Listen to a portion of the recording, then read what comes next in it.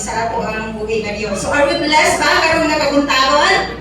Amen. So every time no nga makadulog ka og pulong sa Ginoo, it's a blessing. No, kay ang uban nga mga nasod kung atong mabalitaan dili free ang pagpaminaw sa pulong sa Ginoo. So kita nga nasod no, grabe nato ka blessed because grabe ka free ang pagpaminaw sa pulong sa Ginoo. That's why dapat mahimong grateful ang atong matag usa ka kasing-kasing. Amen. So nag-ingon si Laila Gifty Akita, ingon siya, giving is stream of abundance. So ang giving gikumpara ani is about nabitaw sama sa usa ka suba, no? Nga ingon pa ang paghatag daw sama sa usa ka sapa sa kadagaya, or kung makita ninyo ang usa ka sapa, naano ba yung nakakita og tinuldan sa kanang sapa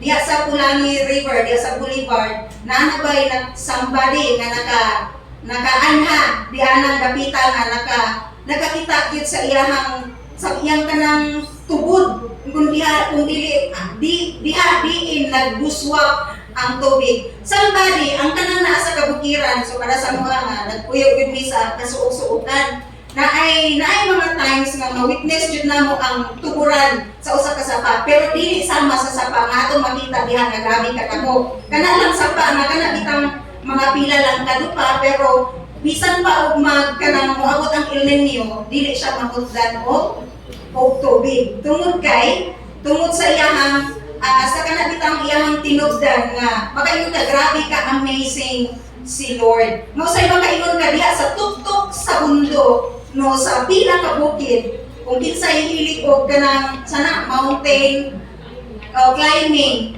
no, inana matingala ka ba nga nganong sa pila ka taas nganong naay tubod sa tubig.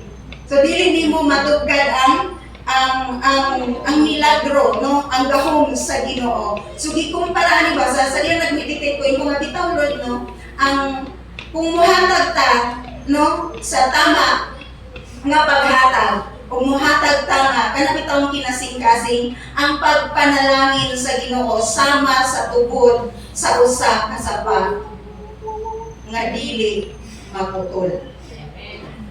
Amen. So ingon pa nagpasabot nga kini nga kung ang atong kasing-kasing nagsalig sa Ginoo, ang atong pagkamangihatagon padayon nga moagos sama sa usa ka sapa, tubig nga naa sa sapa. So dili kita mahadlok nga mawad-an kay nagtuo kita nga ang Ginoo mao ang tinubdan sa tanang panalangin ug magpadayon siya, no, sa paghatag sa atong mga panginahanglanon. 2 Corinthians chapter 9 verse 8, and God is able to bless you abundantly so that in all things at all times, having all that you need, you will abound in every good work. Nganong gipanalaginan ta sa Ginoo para sa mga maayong butang nga iyang i-assign sa ato ang mga katabang ta sama sa atong giving. Pero di man ginaingon dani nga ang giving, no, dili ni personally nga kanang pocket allowance sa pastor, no.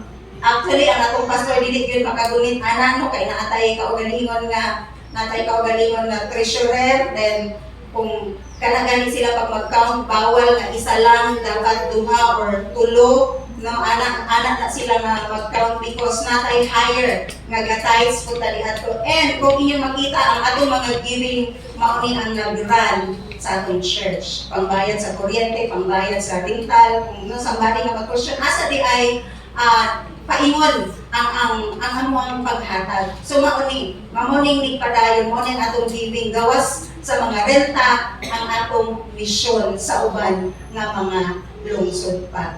So nganong muhatag ta, nganong mo-bless ta, because ipanalaginan natandaan sa Lord. Amen. So sa pagmata pa lang sa buntag kaning atong libre nga giginhawa, ang uban dili na libre ang giginhawa. Binayran ang ilang ginhawa tungod sa nag-oxygen na sila.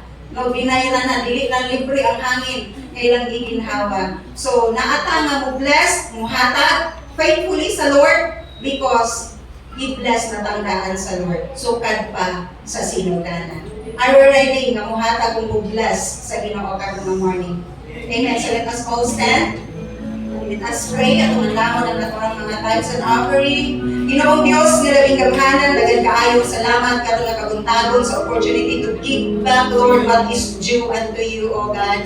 Salamat, Ginoo, nga kani nga money, nga mag-gather, Ginoo, imong panalangina, Lord, imong proteksyonan nga magamit lamang kini para sa expansion sa imong kingdom, O God. Dili, Lord, sa tanan nga nagimong faithful, nga naghatag, Ginoo, nga nagimong giver, O God, nga nagimong kabahin sa imong ministry, O God. Bless them, Lord, abundantly, exceedingly, O God, more than they can imagine, Ginoo. Salamat, Lord, nga imong i-bless ang ilahang mga kamot, ang ilahang mga tanom, ang tanan, Ginoo, nga mga source nga gikwaan para, Ginoo, sa ilang pagbatag imong protectionan, O God.